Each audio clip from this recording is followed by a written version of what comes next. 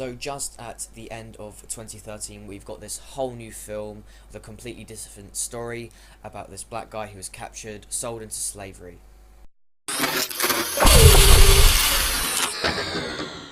Hey guys, this is Angus, and today I'm going to talk about 12 Years a Slave. So in this film, we've got Steve McQueen directing it, and we've also got Chiwetel Ejiofor as the main character.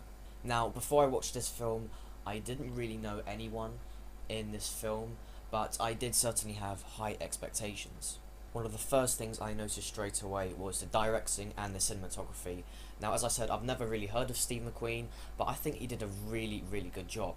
Now, straight at the start, I noticed that some of the camera work was extremely close up, and I found it a little bit distracting because you sort of had to really think where the camera work is. It was so close up, but I thought it was really effective as showing that he was using it effectively, and I thought it was really nice and steady as well.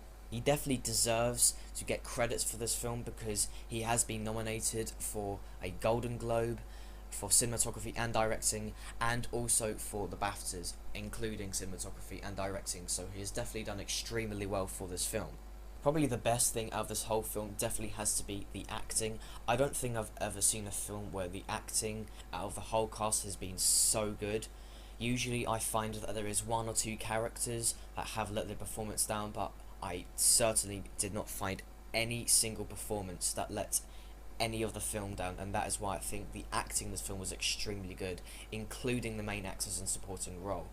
Now, also, what's obvious about this film, the reason it's good is because it has been nominated for Golden Globes and also BAFTAs. Now, the reason I keep on mentioning about the BAFTAs and the Golden Globes is because they're sort of the start, you could say, of the Oscars, and they're sort of trying to show who they really think are the best in these sections. So in all of these, out of all of the BAFTA films, you could say that 12 Years a Slave has done extremely well, as it's got nominated for 3 of them for acting, and also the same for the Golden Globes.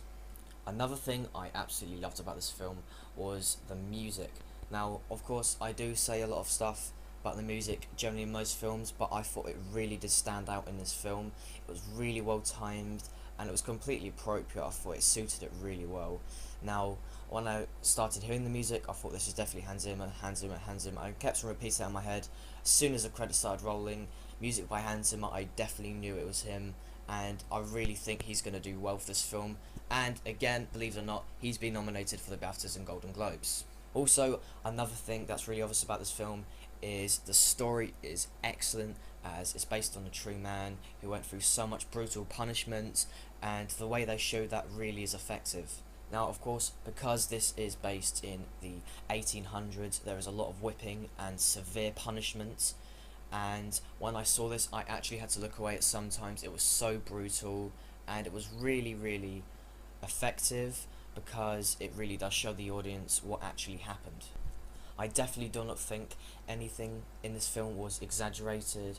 I thought it was all 100% accurate and really well timed and presented. The only things I didn't really like about this film was that there were some scenes that are really long. Now, this isn't really too much of a bad thing because the long scenes are really important, so do make sure you concentrate on them if you are going to watch this film. Now, even though I found the story to be excellent, one thing I really would have liked to have seen is that they explained the story better. This is because the film jumps straight into him actually being as a slave, and then they go back to how it started. Now, if you haven't seen the trailer or really heard anything about it, then you're going to be really confused about this film.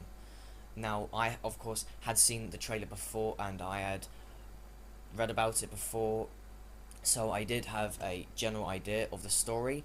But again, for people who didn't know about the film, they just decided to go see it, that would have been really confusing. Definitely this is one of the best films I've seen so far of 2013, and also so far, so I would probably give it a 8.9 out of 10.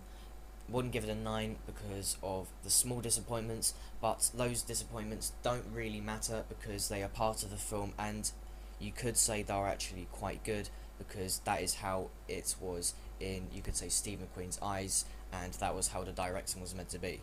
I really will not be surprised if this film gets nominated for Oscars. I'm really happy that it got nominated again for all the BAFTAs and Golden Globes, Definitely for the supporting actor, I think it will get nominated, and also for the motion picture, I'm 100% confident it will get that. So that is my review of 12 Years a Slave. If you did enjoy it, please do give it a thumbs up, and thanks for watching. Hey guys, this is Angus, and this is my review of The Secret Life of Walter Mitty.